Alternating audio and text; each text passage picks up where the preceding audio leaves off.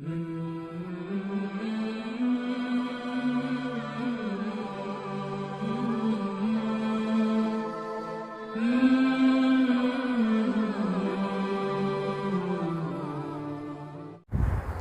علیکم ورحمۃ اللہ وبرکاتہ۔ میں ہوں محمد وسیم اکرم القادری اور آپ دیکھ رہے ہیں خواب نامہ۔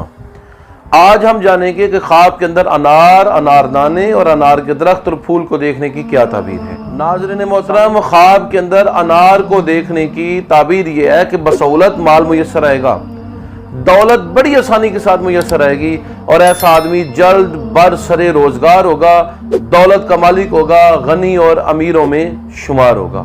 خواب کے اندر گلنار یعنی انار کے پھول کو دیکھنا یہ اس بات کی علامت ہے کہ ایسے آدمی کی اچھی جگہ شادی ہوگی اور بااخلاق زوجہ اسے میسر آئے گی۔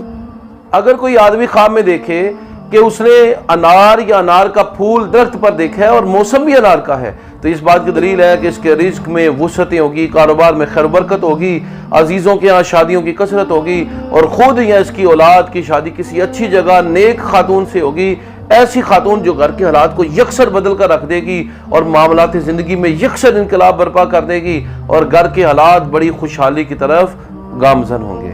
ناظرین محترم، خواب کے اندر انار کو دیکھنے کی تعبیر یہ ہے کہ بسولت مال میسر آئے گا، دولت بڑی آسانی کے ساتھ میسر آئے گی اور ایسا آدمی جلد بر سرے روزگار ہوگا، دولت کا مالک ہوگا، غنی اور امیروں میں شمار ہوگا۔